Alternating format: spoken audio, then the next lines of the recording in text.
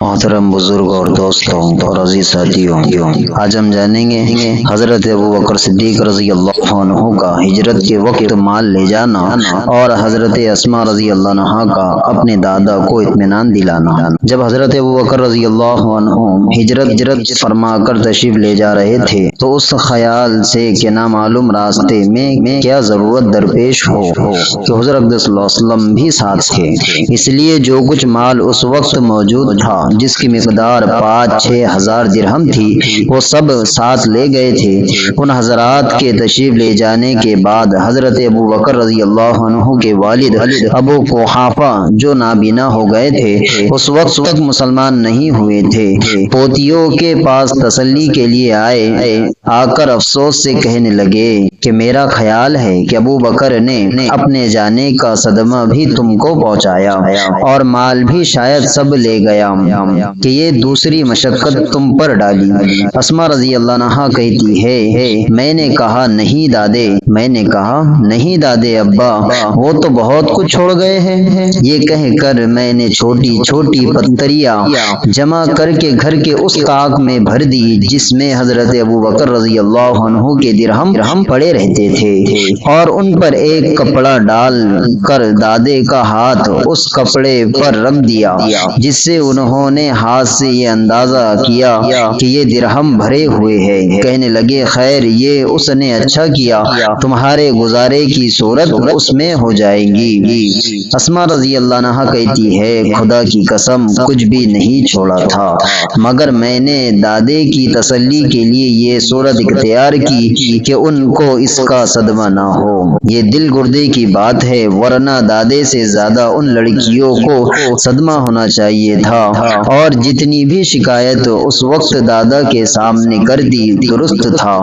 कि उस वक्त का जाहिरी सहारा उन पर ही था। उनके मुतवज्जे करने की बज़ाहिर बहुत जरूरत थी कि एक तो बाप की जुदाई, दूसरे गुजारे की कोई सूरत जाहिर नहीं। फिर मक्का वाले आम तौर से दुश्मन और बेताल्लुक, मगर अल्लाह जल्ले शानहू ने एक एक अदा उन सब हजरात को मर्द हो या औरत ऐसी अता फरमाई थी कि रश्क आने के सिवा और कुछ भी नहीं। हजरत अबू बकर सिद्दीक रजी अल्लाह अन्हु अव्वल में निहायत मालदार और बहुत बड़े ताजिर थे,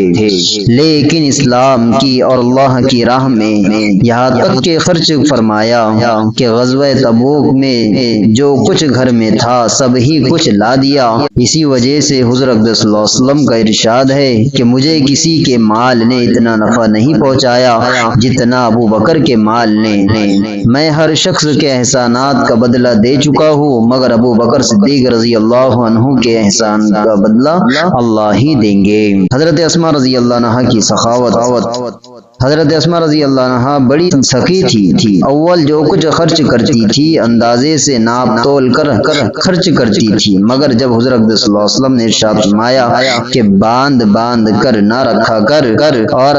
हिसाब ना लगाया कर, जितना भी कुदरत में हो खर्च किया कर, तो फिर खूब खर्च करने लगी। अपनी बेटियों और घर की औरतों को नसीहत किया करती थी कि अल्लाह के रास्ते में खर्च करने और सदका करने में जरूरत से ज्यादा होने और बचने का इंतजार न किया करो कि अगर जरूरत से ज्यादती का इंतजार करती रहूंगी तो होने का ही नहीं कि जरूरत खुद पड़ती रहती है, और अगर सदका करती रहूंगी तो सदक़े में खर्च कर देने से नुकसान में ना रहूंगी। उन हजरात के पास जितनी तंगी और नादारी थी उतनी ही सदका व खैरात और अल्लाह के रास्ते में खर्च करने की गुंजाइश और वसाअत थी। आजकल मुसलमानों में इफलास व तंगी की आम शिकायत है, मगर शायद ही कोई ऐसी जमात निकले जो पेट पर पत्थर बांध कर गुजर करती हो या उन पर कई दिन का मुसलसल फाका हो जाता है। अल्लाह ताला हम तमाम को सखावत अपने दिल के अंदर पैदा करने की तौफीक अता फरमाए, और वीडियो पसंद आए तो लाइक करें, कमेंट करें, शेयर करें और हमारे चैनल को सब्सक्राइब करें।